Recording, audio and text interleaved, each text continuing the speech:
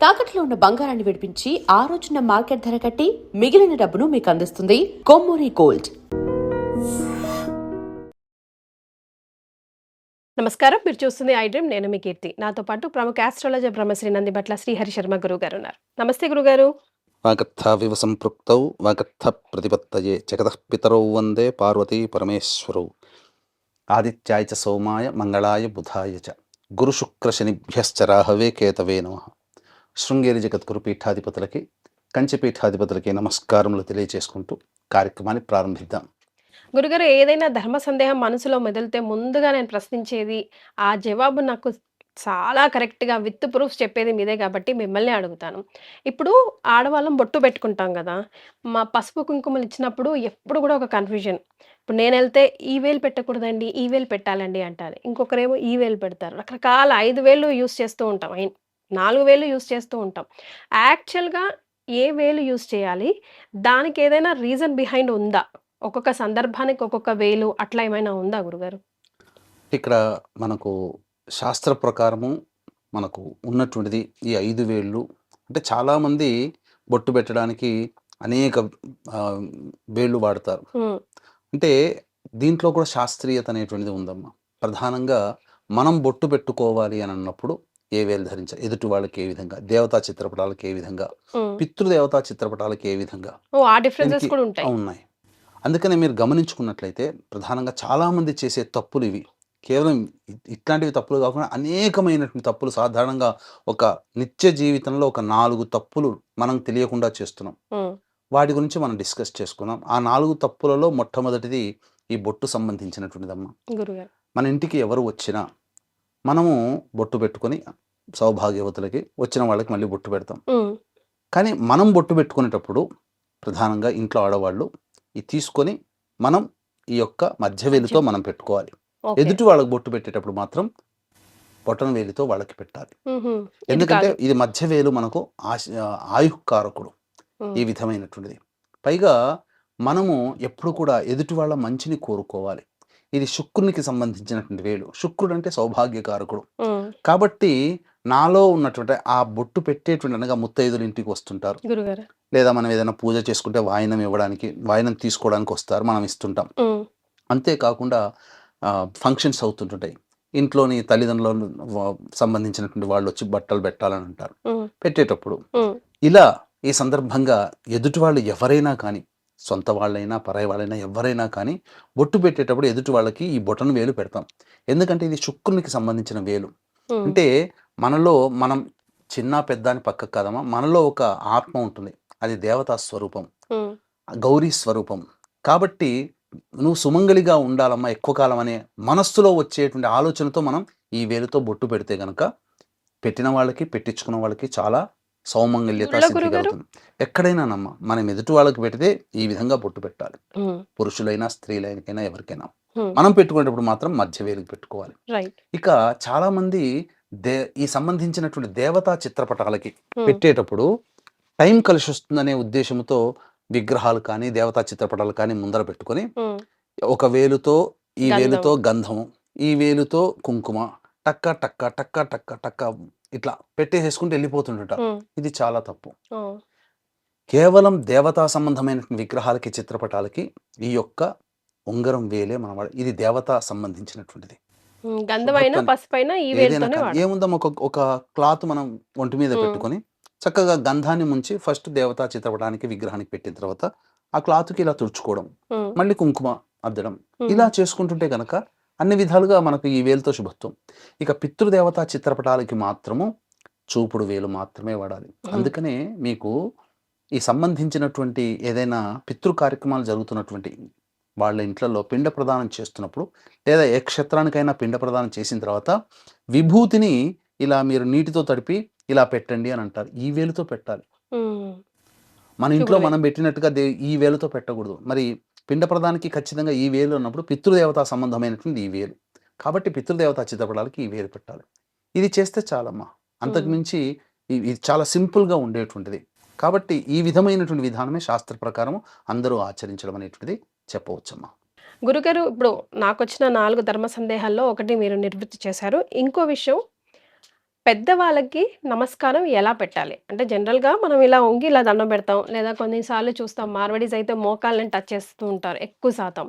లేదా కంప్లీట్‌గా బెండ్ అయ్యి మొక్కుతాం. అసలైన పద్ధతి ఏది గురుగారు? ఎట్లా దండం పెట్టాలి పెద్దవాళ్ళకి?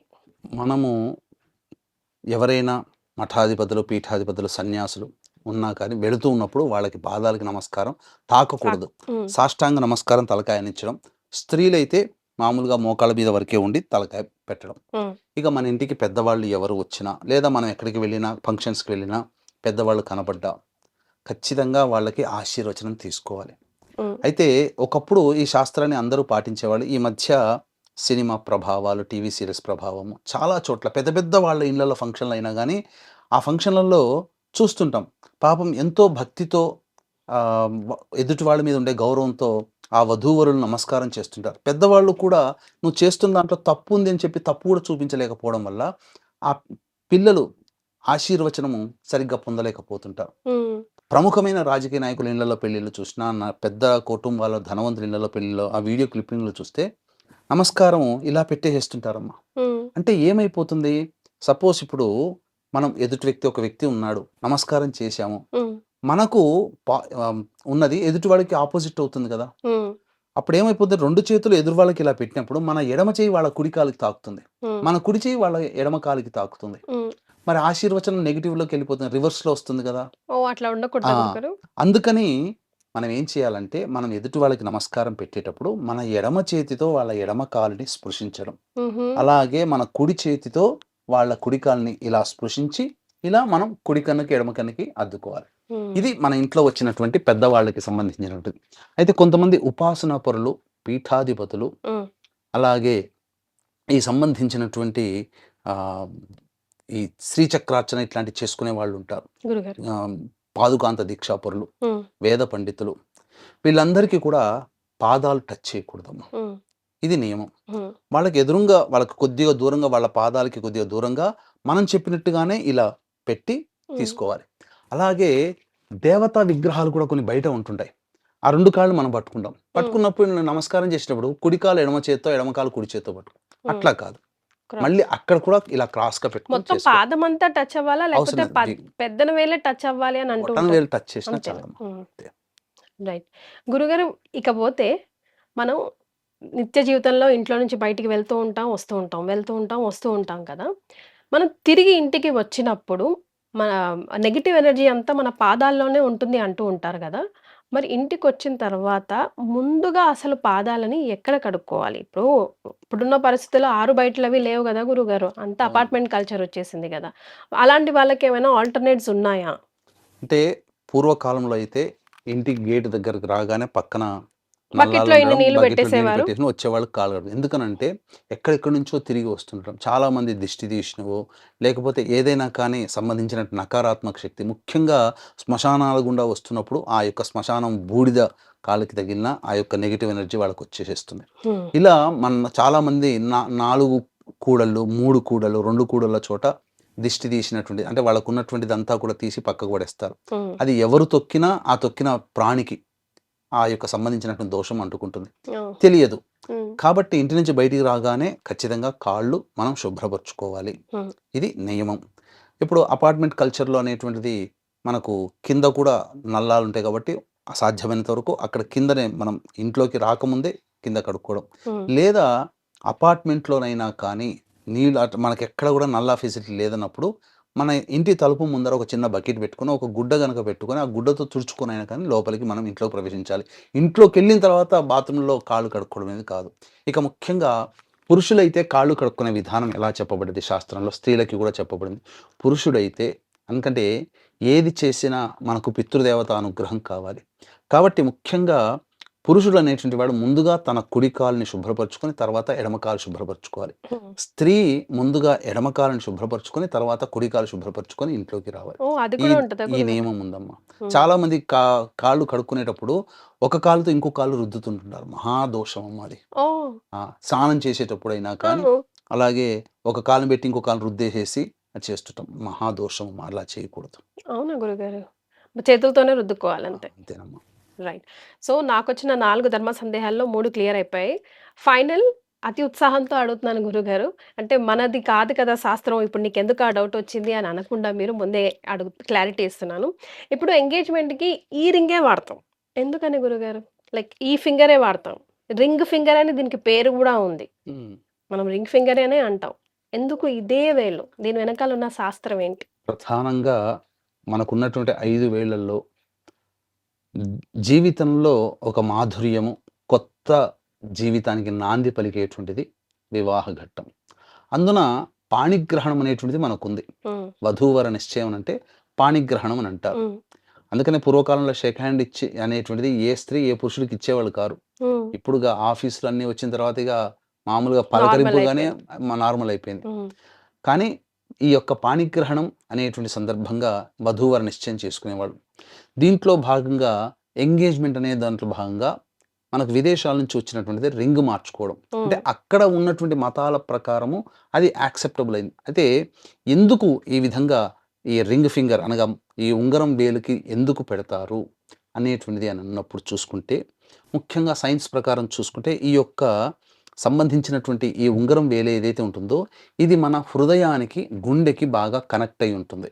గురుగారు. ఆ! హ్మ్. కాబట్టి దీనికి పెట్టడం వల్ల ఇక్కడ ఉన్నటువంటి నరాలకి రాపిడి జరిగి, ఈ సంబంధించినటువంటి గుండె సంబంధమైనటువంటి ఇబ్బందుల నుంచి బయటపడడానికి మనకి ఇంటర్నల్‌గా మన శరీరము శక్తిని పొందుతుంది. హుహు. ఇది ఒకటి మనకు హ్మ్. సంబంధించినటువంటిది. ఇంకొక విధానము చాలా చిత్రంగా ఉంటుంది చెప్పుకుంటుంటే. అంటే గురుగారు. మన 5 వేళ్ళని హ్మ్. మనం ఇలా పెట్టుకున్నప్పుడు హ్మ్. సంబంధించి ఇక చూసుకోండి. ఇది ఈ యొక్క మధ్య వేలు ఏదైతే ఉంటుందో హ్మ్. అది మనము అనగా నువ్వు, నేను అనుకోవడం. ఆ! హ్మ్. తర్వాత ఇలా చూడండి. ఈ మధ్య వేలుని ఇలా మనం ఈ విధంగా మడిచి పెట్టేసేసేయాలి. హ్మ్. మిగతా 4 వేళ్ళని కలపండి. హ్మ్. బొటన వేలేంటి?